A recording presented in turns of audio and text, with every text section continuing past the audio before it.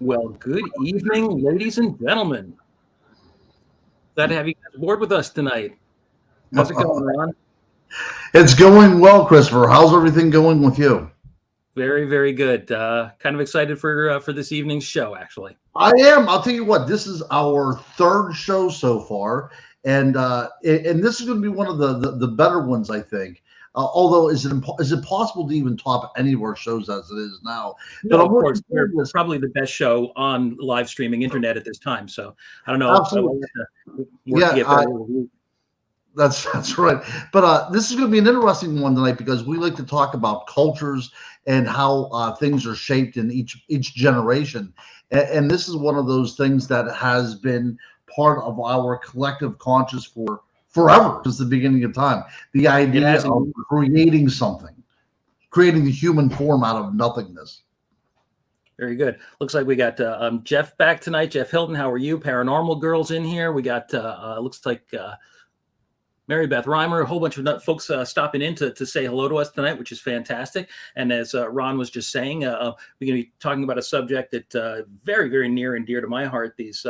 I'm very fascinated by philosophy and by human culture, and the idea of immortality and, of course, life after death are two of the most important questions that man has asked themselves over the course of the centuries. And one of the best expressions of that in the last few hundred years has been the seminal novel Frankenstein.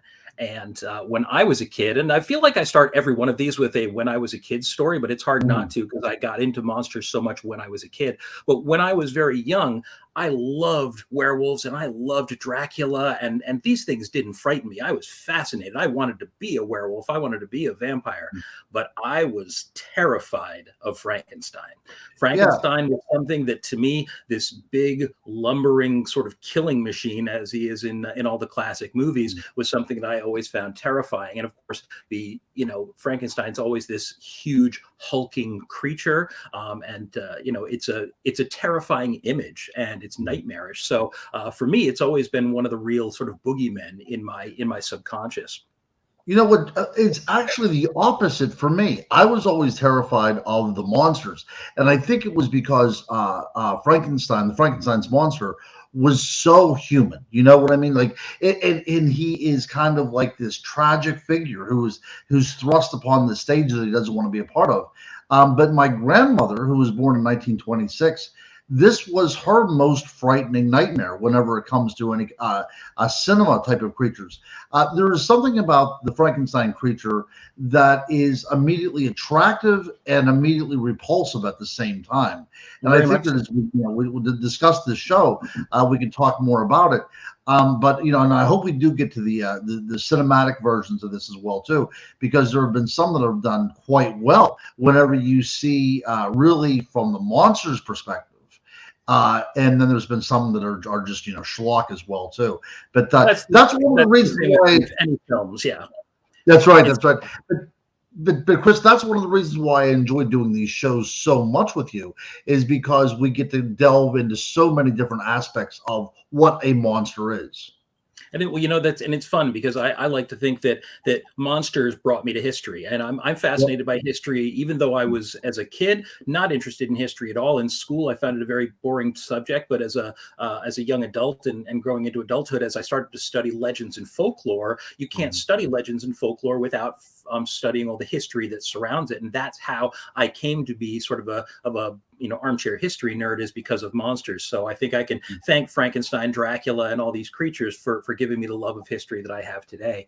But yeah, Absolutely. the monster has always, the creature has always been this figure of both pity and fear at the same time. And one of the things I wanted to kind of launch with tonight was the age old question of Frankenstein: is the man the monster, or is the creature the monster? Because depending on the film that you watch, of course, I think most people by now understand the creature, although we call the creature Frankenstein all the time, and I'm as guilty of it as the next, was never given a name. In the book, there's no name for the creature. It's referred to as the wretch, my wretched creation, et cetera, et cetera. But it's never given a name. There's an implication at one point that it should be Adam because it was Frankenstein's sort of creation, the first man, but it's never given an official name. but people have called Frankenstein the monster Frankenstein, despite the fact that the actual doctor is named Frankenstein, and that you do have to ask who's the monster in this story. Mhm. So, as we look at this from a historical perspective, and whenever we were delving into the world and the lore and the legend of the werewolf, we could go pretty far back into the sands of time and start finding references. Where is the first? Where should we start out on this historical timeline when we are dealing with the creation of life or the creation of the monster? Well, one of the things that I actually love to bring up is the fact that the book Frankenstein had a subtitle. It was called Frankenstein: The Modern Prometheus, and the Promethean myth, an ancient Greek myth, refers to one of the Titans, one of the ancient races that's supposed to have inhabited the world, from before the time of man. And this Prometheus, this Titan by the name of Prometheus, saw that the gods had the power of creation, basically the fire of creation, and felt that mankind, shivering in caves and cold and afraid, would be benefited by having this power. And so Prometheus stole the creation force, the fire, from the gods, Zeus particularly, and brought it down and gave it to man. And in doing so, Prometheus was cursed, and in the old legend, Prometheus is cursed and punished by Zeus. He chains him to a rock, but because the Titans were immortal like the gods, he curses him to have an eagle come every day and eat away at his flesh. And then every night his flesh grows back because he's immortal. And then by day, the eagle tears at his flesh again. So there was this perpetual punishment, this perpetual torment for giving the fire of life, the force of creation to man. And that concept runs through so much of human folklore, the idea of stealing a power that should belong to gods and the price that we pay for doing that. And certainly it's the core concept behind the novel Frankenstein. Absolutely. Now, the one interesting thing about this, and as we go, we're always going to be able to touch on the idea of religion as well, too, because there's a religious element to this as well. So not only is Prometheus seen as being in a perpetual punishment, but also a perpetual sacrifice for what he has done for the human being as well, too. And it's interesting to point out that his name actually means forethought. That he had enough forethought to want to see this human race that was struggling and living in caves as animals to have that little boost that was needed in order to get them up to where we needed to be. So, at that point, he becomes almost like a not only a cultural figure, but a figure of salvation for us as well, too. This is actually pretty common in mythology, the idea of the name of a character becoming the actual concept, or being born from the concept of the character. You were talking about religious versions of this myth. I think one of the earliest that certainly goes back to long before the time of the birth of Christ, into BC, was the Judaic myth of the golem. Or the golem. Absolutely. And yes, absolutely. This is a phenomenal story. And when you bring it forward into the Middle Ages, golem actually can be found in the Bible. And the word golem apparently means unformed. And I guess in the original Hebrew, when God is referring to creating Adam from the mud or the clay, he refers to him as my golem before he's able to breathe life into him. And so the golem was the idea of this clay, almost mindless, soulless creature. And in the Middle Ages, Jewish philosophers believed that golems could be created and a sacred word inscribed into their forehead to give them life and use them as protectors for the Jewish people. And so there are a lot of legends associated with these golems. But what's interesting is that even the golem, in a way, is a precursor to the Frankenstein story, not merely because of the idea of this unformed, this incomplete creature being given life, but excuse me, but in old folklore, it was also believed that golems were mindless. And because of this, the creation of them became something that was irresponsible, because they, being mindless and having no will of their own, they responded to all commands in absolute literal terms, which could often lead to destructive consequences, because man doesn't think in literal terms. We tend to think poetically or imaginatively. So giving a very literal instruction to a creature that only can, or a figurative instruction to a creature that could only respond literally could result in absolute disaster. So it was an early cautionary tale about the madness or the hubris of breathing life into something that you had no right to breathe life into. All right. And we can see this though in the film of Frankenstein, whenever he acts on impulse, especially with the famous scene of the little girl being tossed into the pond. Of You know, course. the idea that he doesn't quite understand the idea between right and wrong and what is needed to be a human being.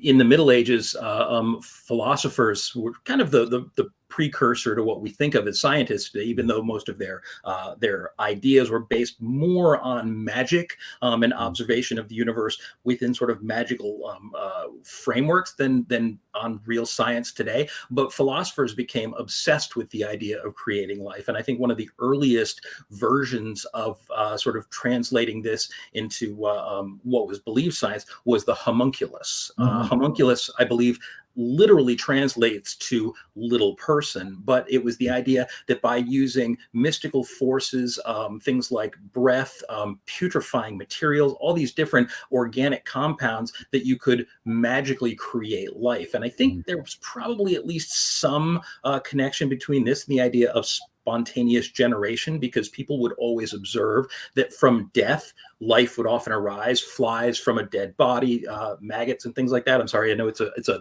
not a particularly attractive subject, but the idea of spontaneous generation was very popular for centuries. The idea that life, literally, that was how it sprang forth from dead material. And ironically, of course, that's not altogether untrue. They just didn't understand what they were witnessing, and so they sort of imbued it with divine ideas. And so the idea among philosophers came that you could intentionally create these little sort of micro humans or creatures that were they're artificially created, and again, give man the power of creating life. And this is, I suppose, one of the reasons that a lot of ancient alchemists were sometimes burned as heretics. They were certainly often arrested, is because throughout all of these periods of time, you obviously had a fairly deep base of religion, and these people were seen as flying in the face of God. Right. Well, it's interesting too whenever we look at the various ideas. I mean, we're dealing with a world that brought us Plato and Socrates and Aristotle, but even in the Greek world, the idea of where babies came from is fairly astonishing. The idea that the baby was, nearly fully formed, leaving the man, and the woman was just a repository, kind of like the incubator for this. I was, sort of misogynistic as well too.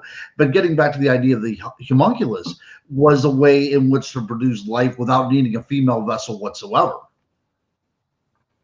And that they discuss that in a couple of the more bold Frankenstein movies. They have Dr. Frankenstein sort of prattling on about the idea of why in the course of creation does one have to have a woman when a Right. human being would be formed in a test tube, which is Right. very interesting for people of our generation, because of course that debate has been something we've seen fairly recently. Now, Jeff Hilton had a question just a moment ago. Let's see, I don't know if I can bring it up because I lost track of it, but I know that what you were asking, Jeff, was the idea of whether, there it is. Thanks, Ken, behind the scenes, for doing that. Think Frankenstein was created in text to portray the evils done by doctors, like digging up bodies, secretly experimenting on humans. Now, I would say that was something that probably wasn't directly connected with the creation of Frankenstein. I think it definitely was something that people feared about doctors. People had a tendency to fear what they don't understand, as people often do today. But Mary Shelley, the author of Frankenstein, who this is a good segue to talk about Mary Shelley. Mary Shelley was a very progressive woman. She was a remarkably progressive woman for her age. In fact, her whole sort of clique of friends were incredibly progressive people. And the thing about Mary and her clutch is that they were accustomed to bursting the the boundaries of traditional thought, of breaking taboos. Mary, her soon husband to be, but at the time that she wrote Frankenstein, her sort of illicit lover, Percy Bysshe Shelley, both believed in free love. Percy at the time was married. Mary Shelley was in an what's the word, an unapproved affair, had illegitimate children by Percy. They believed in free love. They believed in the sort of freedom of the working class from the wealthy, despite the fact that they themselves were fairly privileged people. So I think she, being as progressive as she was, probably didn't distrust doctors in the same way that a lot of common people did at the time. I think most of what Frankenstein is again, it's sort of it's an interesting cautionary tale, certainly, but it's one that also it balances this idea between going too far in the pursuit of science and also embracing the wonders that science can perform. And so I think that she didn't see it completely as a horror story. She saw it as a story of potential and how potential can evolve into horror. Right, right. In the wrong hands, absolutely. And I think that we see that being played out in our field of view right now in the 21st century. There are miracles that are happening every day through the act of medicine. But if you also look at science as well, too, there are always those whispers going about that we're going too far down certain roads and where that can lead. You know, we're talking about curing things like COVID and cancer. That's all fine and dandy. But then when we talk about the idea of fusing two unlike sort of living organisms together, which is something that's been talked about for a while, and then we can see the kind of work that happened in the Soviet Union with trying to decapitate a dog and bring it back on another dog's body. These kind of things is, even though we are capable of doing such a thing as human beings, is this something that we should do? Just because we can do it doesn't mean we should do it. And that's the absolute core of the novel Frankenstein, and of all the ideas that went behind it, is that just because we can do something, we still need to ask ourselves if we should. And it's part of the reason I think that the story has resonated with us for 200 years. I mean, the story was written in 1818, more than 2 centuries ago, and is not only not less relevant than it was back then, it's more relevant today, I think, than it ever was. I wanted to bring up an interesting point, is that we were talking about sort of these philosophers and their pursuit of the creation of life at that time. In 1814, Mary Shelley, several years before she started working on Frankenstein, was traveling with Percy. Not quite her husband yet, but they were working on it at that point. Percy wasn't divorced yet, but they were traveling through Europe on what used to be called the Grand Tour, something that a lot of people of privilege would do. And they traveled through Europe and along the Rhine River Valley. And at that time, on one particular night in September of, I think it was 1814, they stopped in a little town called Gersheim. And Gersheim is only about 2 miles from a castle which is called Burg Frankenstein. It was the ancestral home of the Frankenstein family and had been for centuries. And a young man who about 200 years before that had lived there, not quite 200 years, look at about 150 years before that, who had lived there, was named Johann Conrad Dippel. Although he tended to refer to himself as von Frankenstein meaning Conrad Dippel of Frankenstein, which is where he grew up. And Dippel was an alchemist. He was a follower of these well-known alchemists called Paracelsus and Agrippa, who were searching for the Philosopher's Stone, searching for ways that you could use chemicals and basically magic to restore life. And he was believed and often accused of digging up corpses and exhuming bodies in order to perform experiments. Now, we don't know for sure that Conrad Dippel actually did these things. We do have a pretty good idea that he experimented on the cadavers of animals. Whether he ever actually graduated to doing that with human cadavers, we don't know. But it's almost impossible to imagine that, having traveled that area, being as fascinated as she was by the mysteries of nature and by these things, that she didn't come to learn about Conrad Dippel and the Frankenstein family this way and incorporate it into her book. Obviously, the name Frankenstein is not super common, even in Germany. And so it's not surprising that she would use that. But even though none of her notes or journals specifically reference Burg Frankenstein, Castle Frankenstein, it's hard to imagine that she didn't learn about it traveling through that area. And so it's probably true that there is, in fact, a model for the real Dr. Frankenstein in Conrad Dippel. You also brought up an interesting point as well, too, and we'll answer the question as soon as we get to this. The idea of being a doctor in the Age of Enlightenment wasn't quite like it was now. Not at In all. order to get bodies, in order to experiment, right? That was frowned upon. To take a once living body and start dissecting it. This was something that was frowned upon by religion and by people at large. So the idea of hiring people to go out there and dig up a body and present it to you kind of under the cover of darkness, the idea of these resurrection men, in order for a doctor to go forward, to know, in order to hone his craft and to hone his knowledge of the human body, they would necessarily have to steal bodies, right? So the idea of, this is where the whole Frankenstein monster comes from as well too. The idea of stealing bodies and putting all this kind of different body components together haphazardly to form another complete human being. That indeed too is a direct allusion to what was going on at that day and age. It very much was. And what's interesting about that is that it's largely because, even as happens to some degree now, even in an age of reason, even in an age when science was growing by leaps and bounds, religion held so much power. And so doctors still had to adhere to certain religious beliefs. And the idea that experimenting on bodies was blasphemous seems crazy, that that would be able to limit medical science. But the truth is that even to this day, religious beliefs and spiritually held beliefs are frequently used as a stopgap measure to prevent science from going where some people believe that it shouldn't go.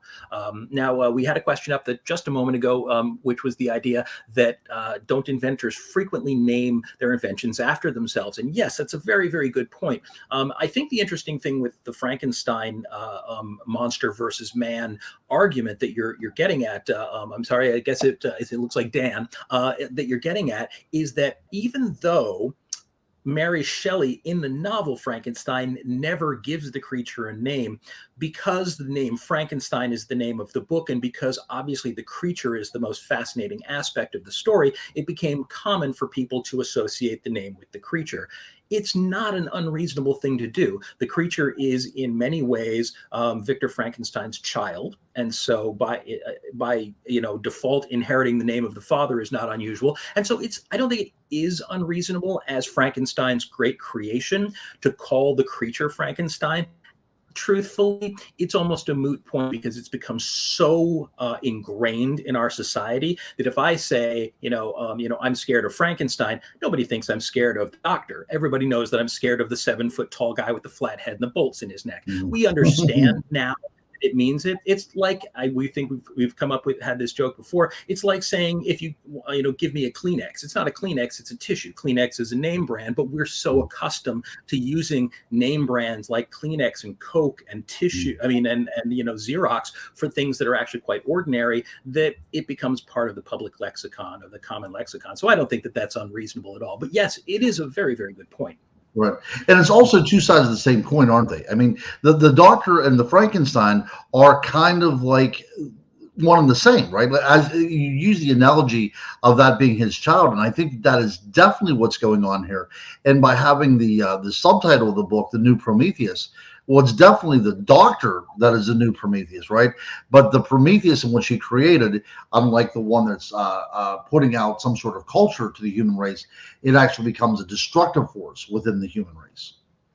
Yeah, absolutely. It looks like we have an interesting comment here from Jeff. Says, even during the Civil War, experiments were being done by sewing on arms and legs of dead men under the living in hopes they would function normally. They may well have been trying some basic reattachments at that point. I don't think at that point they really were experiencing much success. We didn't start to see success with any kind of limb transplants until I think well into the 20th century, unfortunately. That's a tough thing. That's something that medical science, again, trying to make you sometimes have to stumble before you can walk, and trying to make those leaps into it by believing that just placing a limb or part of the body back where it belongs and a couple of sutures, that it would magically connect itself. But they didn't understand the sort of the complexity of nervous systems and capillaries and things like that just couldn't be slapped together with a little bit of Elmer's glue and put that back. So, to put things into perspective, I mean, George Washington died in 1799, And even whenever he was on his deathbed, the doctors that were tending to him thought it was best if they would continue bleeding him. I mean, that was something that went on to a very late stage. The idea of putting leeches on people, the idea of opening up veins to get kind of the bad stuff out of you, the bad humors, as it were. I mean, that was part of the medical mainstream, right? This is how we cure bodies. And to think that now what Shelley now does and what we see now is the use of electricity. And as Paracelsus was using things like minerals to treat a human body, which was light years from what anybody else had thought of before. Now we're getting into the idea that we can now start harnessing parts of nature because we are capable of doing such things now. And because we are capable of harnessing these things, we can now exact them to our purposes. Now, an interesting, you were, talking about the different sort of chemical and processes that people were relying on, and Mary Shelley going into the idea of electricity as a way to reanimate the creature. She doesn't really lean on that in the book. That's really been elaborated quite a lot in the movies, but she does hint at it with some early scenes in the book. But that's based so much on galvanism. There was an Italian sort of philosopher scientist. He was Italian. I think his name was Luigi. It was Luigi Galvani, but galvanism is named for him. And we still use galvanism to this day. We call, you have galvanized metal items. The idea that by putting electricity through a conducting, surface that you can actually sear, an outer coat like metal or aluminum onto it. So it's a very powerful process, but it was also believed because people could observe that small charges put into the muscles of like a frog leg or something would cause them to kick, something that at least when I was a kid, they were still doing in schools to show people the process of biology. The idea that could be used to re-imbue a charge to bring a body back to life didn't seem crazy, and now we know that it's not. It's we use defibrillators to jumpstart hearts and bring people back to life. So the idea that even though it was an early attempt at science fiction, that Frankenstein in a way isn't really science fiction at all. Almost everything that goes into the creation of this creature has come to pass on some level, with the only exception being that we have never successfully resuscitated an long dead body or created a new life out of component parts. But as much as I don't think that it's a terribly wise idea, there's no saying that it could never happen. Right. But we do see it in organ transplants, right? We do see hearts and livers and lungs and eyes being used to at least provide some sort of life to people. I mean, so it is happening. People are living nowadays because a cadaver, somebody had died to give to them, So Jeff, you were saying, although it was illegal at the time, could you imagine where medicine would be today if they hadn't?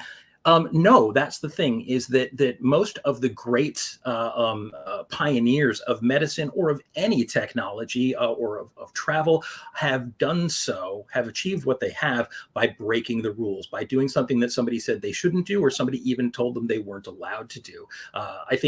I don't know who first, gave this quote, but there was a woman who said that, well-behaved women never change the world. It's true for everybody. It's not just true for women, although certainly Mary Shelley is a great example of how it was. When Mary Shelley published Frankenstein in 1818, she had to do it anonymously because nobody imagined, not only did very few people want to read anything that a woman wrote at that time, at a time when women were very, very poorly treated and considered absolutely second class to men in all ways.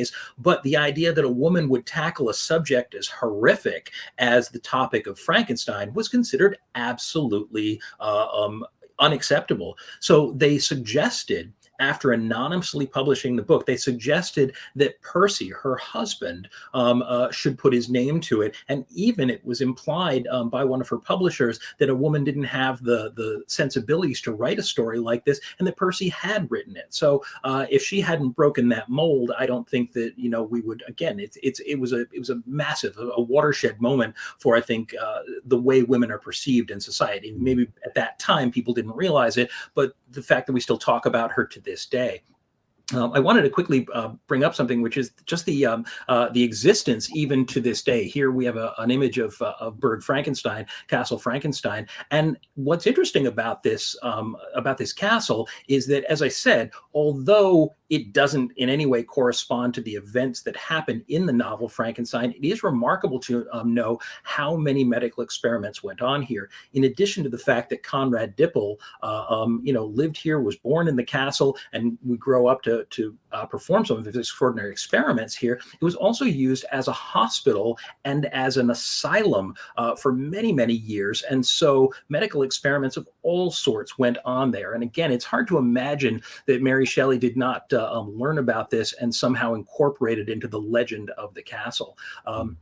So it was a couple of years after her tour of the continent, when she was traveling all around Europe and may have collected these stories, that Mary Percy and her sister Claire Claremont were traveling still and were invited to spend a portion of the summer at a little cottage on the lake on the banks of Lake Geneva called Villa Diodati. This was in 1816. And even though it was summer, it was a very cold, rainy summer. There had been a volcanic eruption that year. It's often referred to in history as the year without a summer, because the air tended to be much colder. They were much more overcast as a result of the effects of this volcanic eruption. And so they were stuck inside for a good chunk of the summer. And there's one very famous story that in one particular weekend, they were bored to tears. It was raining and it was lightning storms outside, all the kind of right ingredients for a spooky story. And Byron, Lord George Gordon, Lord Byron, who was, again, this very famous poet who was absolutely well known for breaking all the taboos of society. He was another one who was into free love. He was a drug addict, but he didn't care what the world thought of him. He was a rock star. Yeah, well, he and Percy Shelley were both really rock stars at the time. Sure. I mean, they had women that would throw themselves at them. So Byron invites Mary Shelley, Percy Shelley, and the sister Claire Claremont, who was actually one of Byron's lovers, invites them to spend the weekend. And over the course of the weekend, it's so cold and it's so rainy, they start reading ghost stories to one another. And Byron eventually proposes a contest. And he says, I bet we could all write a better ghost story than anything in this little book called The Phantasmagoria he'd been reading from. And so they all agreed that they would take a shot at writing a ghost story. And of this weekend, only a couple of, actually, I want to quickly bring up an image, because it's been, this weekend has been recreated in film dozens of times at this point. This is from one of the more famous versions of it, Gothic, which was directed by the truly bonkers Ken Russell. But it's been romanticized in so many ways, this weekend of sort of debauchery that they were there. But only two worthwhile pieces of literature came out of it. Apparently, Byron started writing a fragment of a vampire story, and being one of the most fickle human beings to ever live, he gave up on it after probably, working on it for an hour or two, only came up with a little fragment.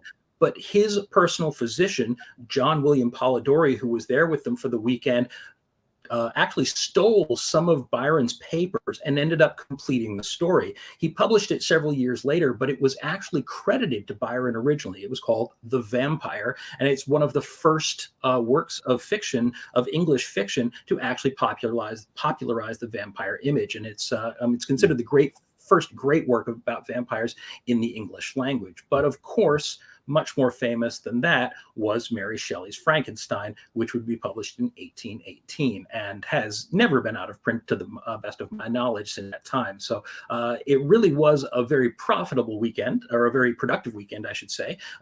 They all were supposedly drinking laudanum, having, lots and lots of free love going on. And in the midst of all of this, these sort of bohemian 18th century or 19th century hippies ended up creating two fantastic works of literature. So, I mean, bravo for the hippies, I guess. There was a question here. Let me see if I can do this all by my lonesome. Oh, I did.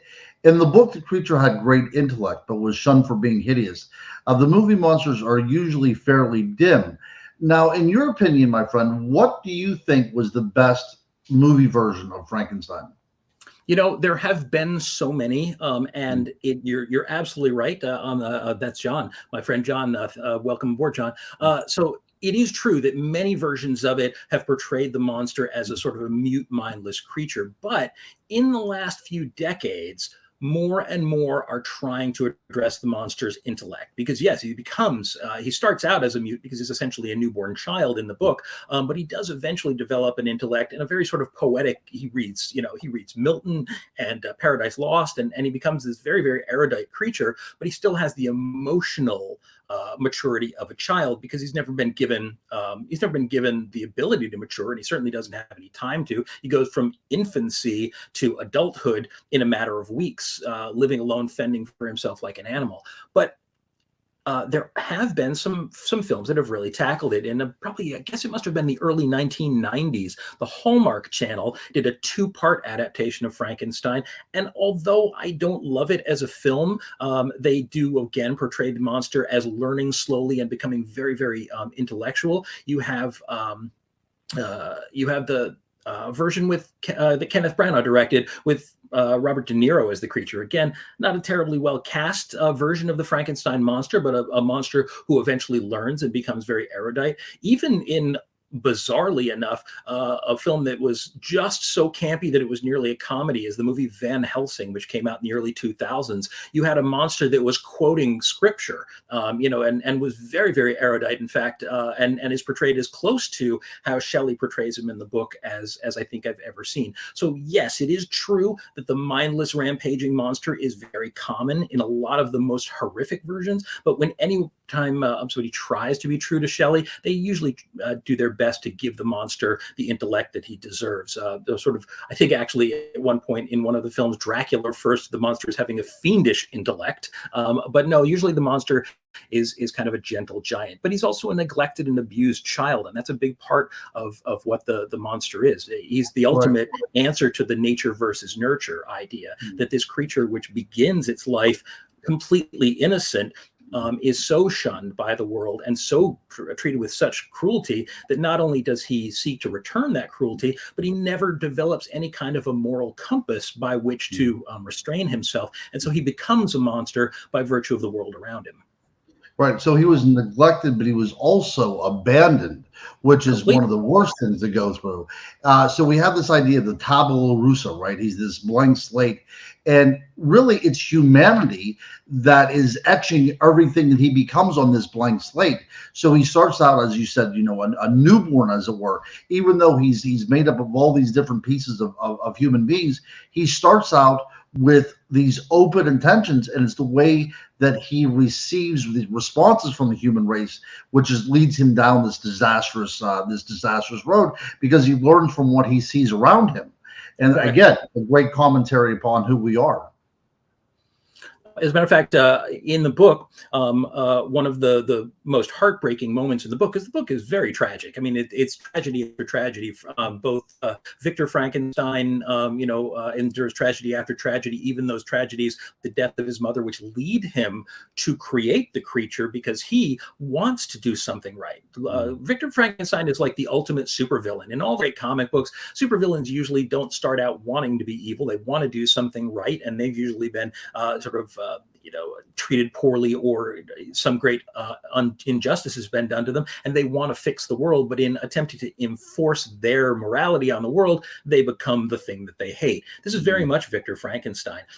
He endures all these tragedies in his life. He decides that he wants to, spare the world the horrors of death, but in doing so, he never considers the consequences. And so, as we were saying, when he gives life to the creature, he watches the creature open its eyes, and he had this intention of creating this perfect man. He wanted this beautiful, immaculate creature, and that's what he imagined. And the creature first opens its eyes, and it's these dull yellow eyes. It doesn't sit up and start quoting scripture. It's basically it's a resurrected dead thing that the book seems to imply doesn't have a soul, which is a little bit of an interesting issue, because just to bring it into perspective, that while Mary Shelley was a very progressive person and certainly believed in science and was not a terribly religious person, she was also the product of her age. And the book's implication that you can't just resurrect the dead because the soul goes elsewhere when a person dies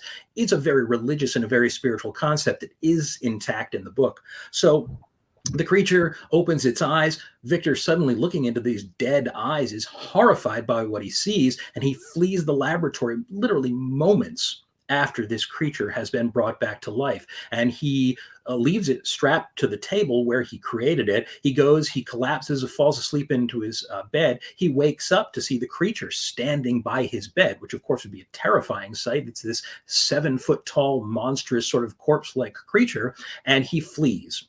He leaves the creature in his apartments, he flees, and he doesn't come back for a long time. By the time he comes back, the creature is long gone and has gone into this world, this abandoned, sort of neglected creature. So it's a terrible start, but the creature itself is also, again, just a product of tragedy, and it eventually finds its way to an abandoned cab or a little cabin in the woods with an abandoned shed. And it crawls into the shed to protect itself and to get some shelter from the winter, and can look through a crack in the shed and observe this family. And he sees a blind old man with a lovely young daughter and a brother, and they just seem so loving and so good. And he not only starts to learn about love and about kindness from this family, but he also listens to them and he learns to speak, which it's a little bit far-fetched to learn to speak, but you do have to imagine this creature has an adult brain that just kind of needs to be rekindled. So it's not too difficult to accept. Long story short, too late. The creature, after a while, decides that he basically has fallen in love with this family, and that maybe if he goes to see the old man who's blind, when the old man is alone, maybe he won't respond so negatively to him, because the creature has been enduring horrified responses from everyone because of his appearance.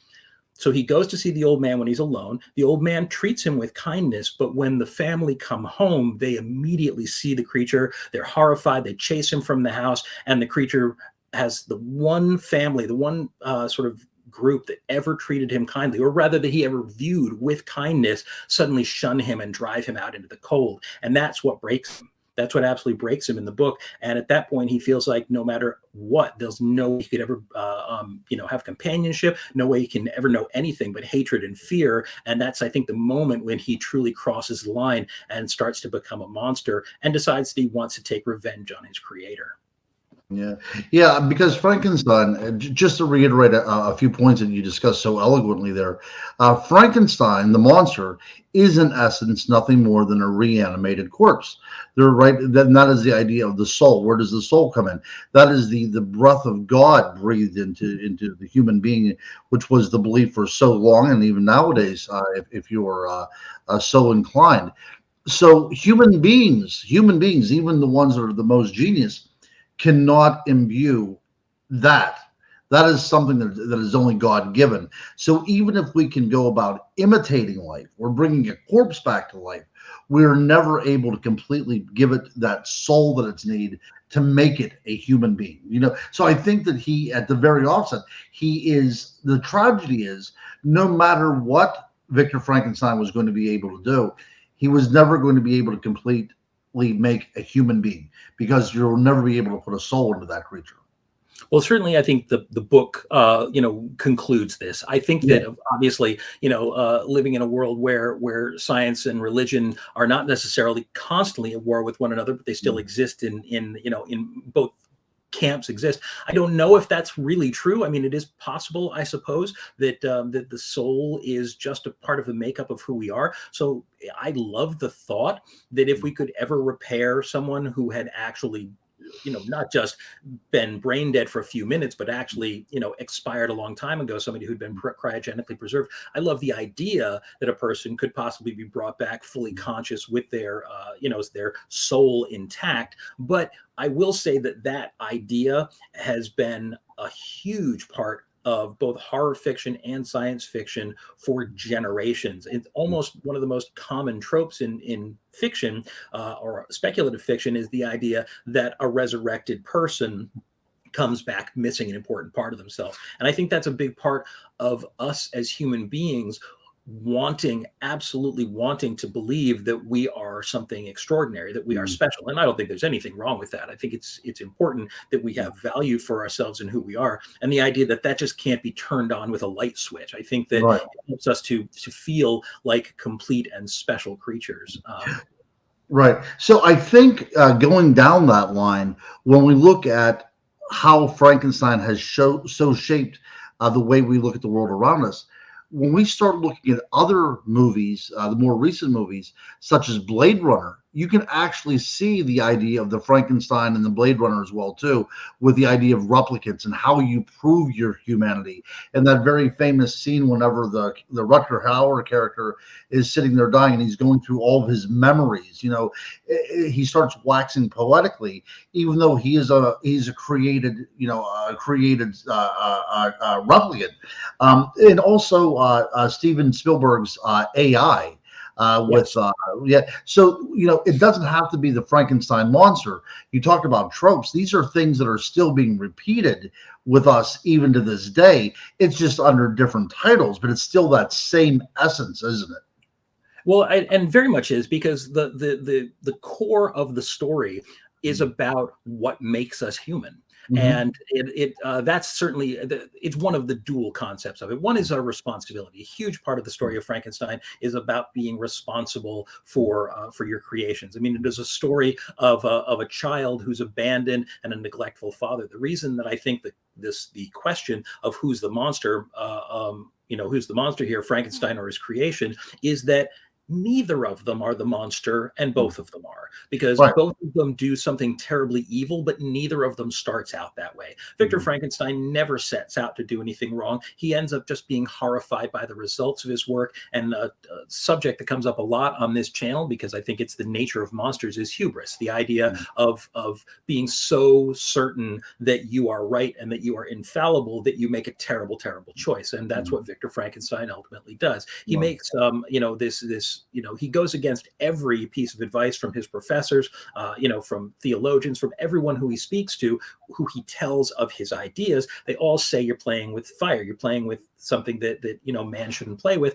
And he thinks that he's better than everyone because he will change the world. He will erase death from existence, never stopping to think, even as a scientist, that death serves a very important function in the process of life. And what would the world be like if people never died? If people never died, we'd have to stop having children, or else we'd be doomed in a generation. So it's the idea of never considering the greater well of consequences for that.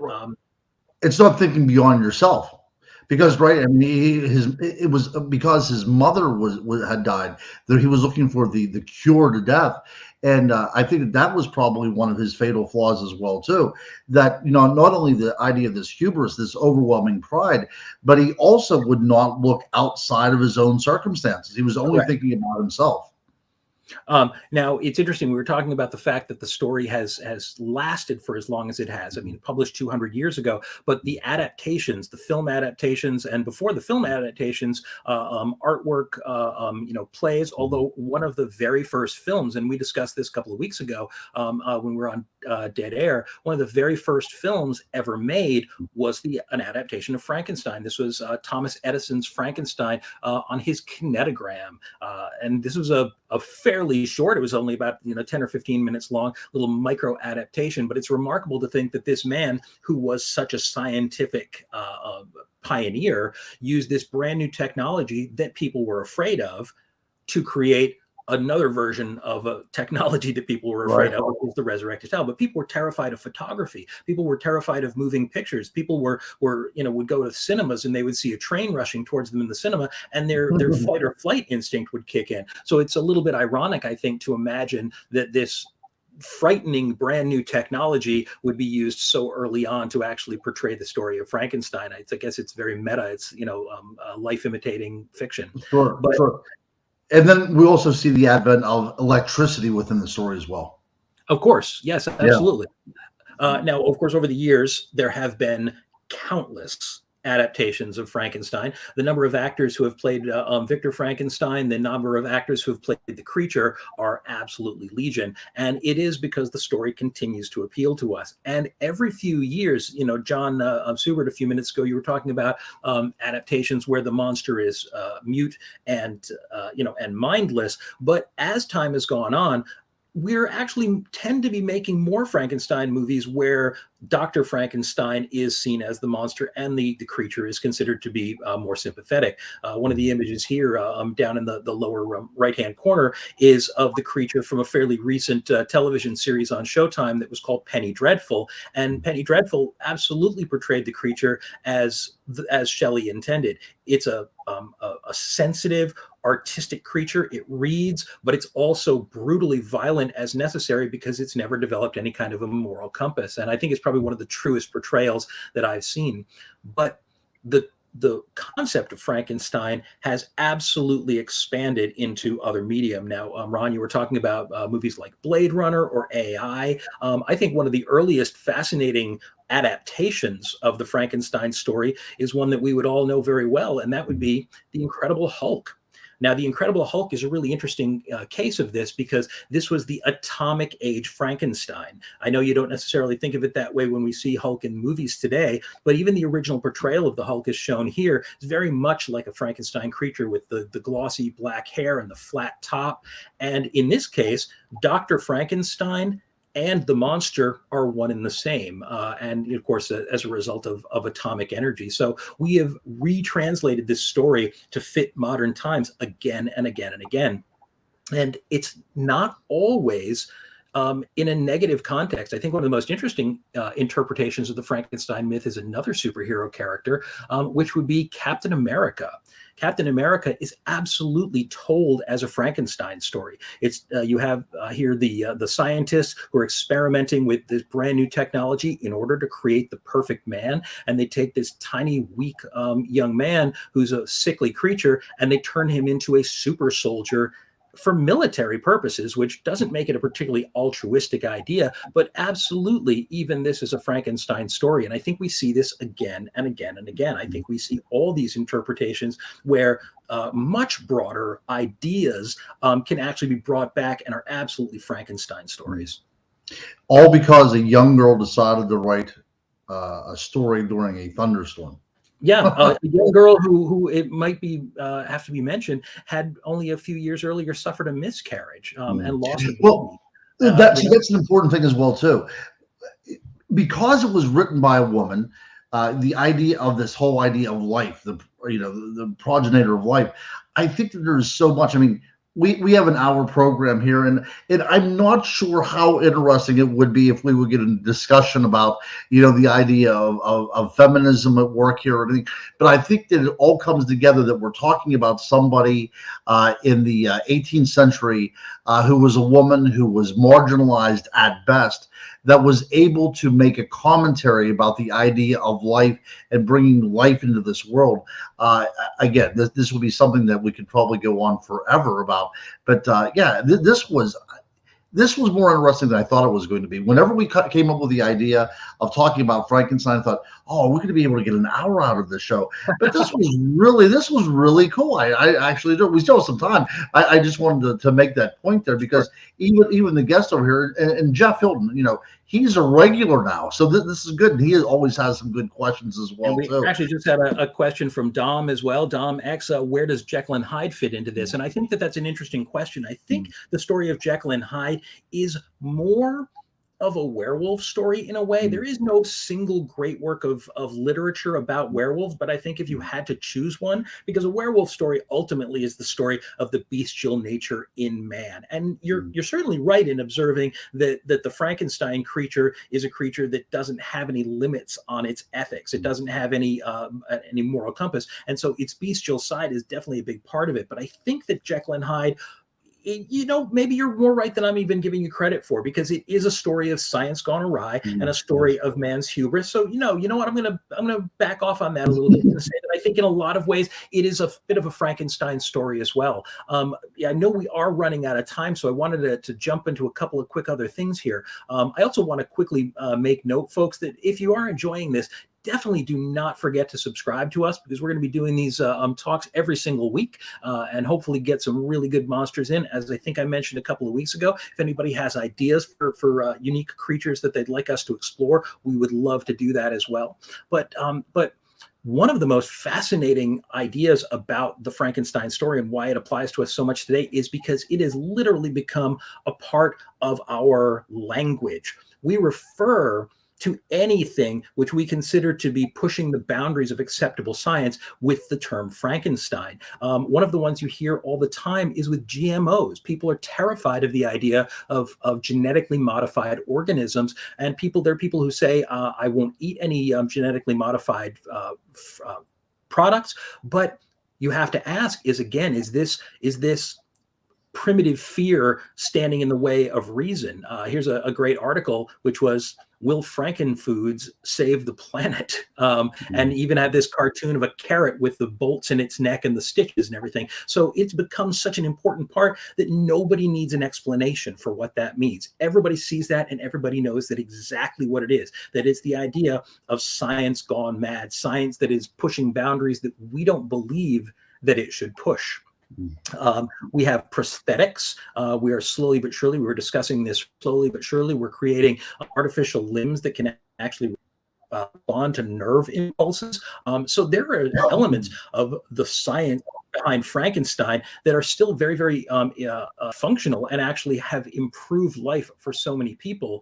But the dark side of that is the fear we have of, and this definitely ties in a little bit to Blade Runner, is cloning. Cloning is something that still terrifies so many people because we tend to see it in these terrifying, very, very science fiction terms, despite the fact that cloning can be a little bit more straightforward than that. And sometimes it just means replicating an organism, for the sake of health. We have the Terminator.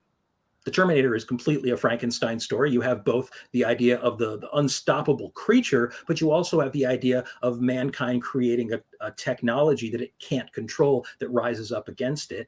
So, there's so many different variations on this theme. And maybe the greatest of all would be one that if you're an old man like me, you'll remember, which is HAL, the computer in 2001: A Space Odyssey, the computer which takes on a life of its own and becomes basically the master of the lives on board that ship. And so it's a story that has so much relevance to us even today. And I don't think that the story of Frankenstein will ever be outdated. I think that we will readapt it in every successive generation, as we've done so far. Absolutely. Like you said, it's part of our collective language, or our collective conscious and unconscious as well, too. And I just thought that this was a great show tonight, Chris. I really did. And I enjoyed your pictures as well, too. So you've got to visit the castle, right? You've been to the castle, Frankenstein. I did, yes. Actually, we didn't get a chance to get to that. I can throw a couple of really up real quickly, so you'll know that about 4 years ago, I had the great fortune to find myself lost in the woods on Frankenstein Mountain. It's called Magnet Mountain, just outside of a little town called Darmstadt in Germany.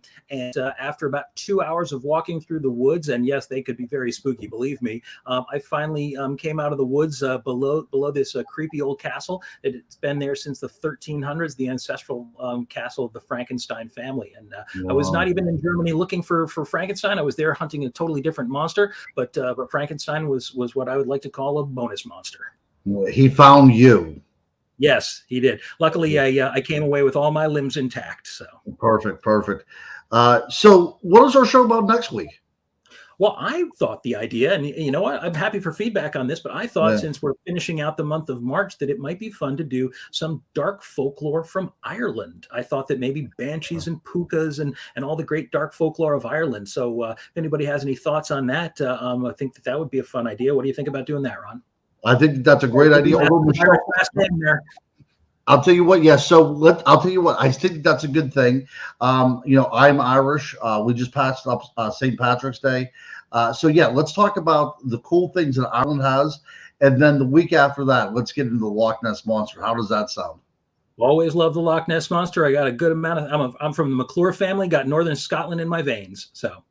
Excellent. And I really like the audience coming in here and not only asking questions, but actually being so participatory. I would love to see this as we go on in the future. And yes, we'll definitely talk about the Puka Paranormal Girl and fairies. Of course, we cannot miss the fairies. But I like this to be very organic, and I like to have these folks that are over here commenting to help shape our shows as well too. Because the last thing we want to do is be boring. I try not to be boring, but we need you guys to tell us how we're doing. So thank you all so much for joining us tonight. Ron, again, thanks for great conversation. And hopefully we will see you next week with some banshees, pukas, goblins, and all the dark side of Irish folklore. Have a wonderful night, folks. Now, as I scroll down and figure out, by the way, you can tell we're all a little bit on the new side at this as we figure these things out one step at a time. Good night, folks.